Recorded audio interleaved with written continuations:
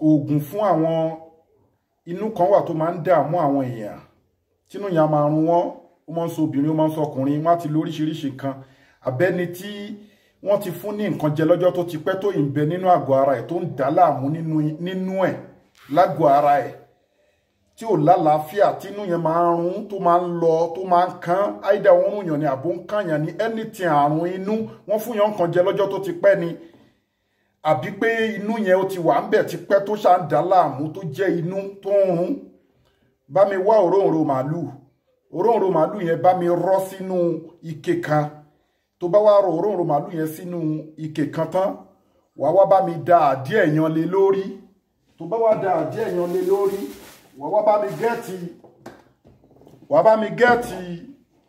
egbògi tí mo fẹ́ fi hàn ẹ́ yìí akọgùn wá gẹ́ẹ̀tì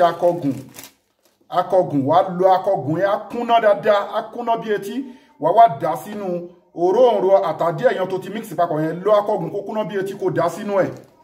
bá mi gbé sẹ́gbẹ́ kan kó farabalẹ̀ gbọ́ àlàyé bí wàá ṣe máa lò gbogbo nǹkan tó bá jẹ́ àpapọ̀ inú ni wọ́n fún yàn kan jẹ ní inú máa ń ran ni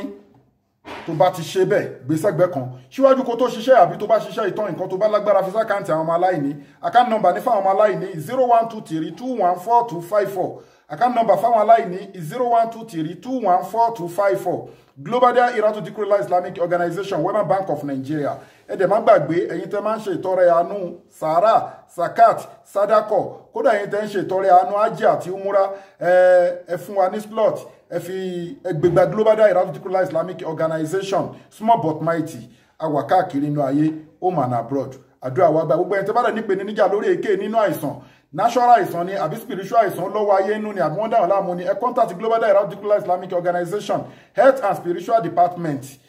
lórí nọ́mbà yìí +2761295638 +2761295638 àwa lórí YouTube àwa lórí Instagram àwa lórí Facebook lórí Global Dahiratu Dhikrlahi Islamic Organization get all in one of our products tó lágbára táwọn èèyàn ń lò tí wọ́n ń dúpẹ́ egbògi láti India láti China Arab country àti ní Africa wa prophetic medicine ni ó ń wò more than 300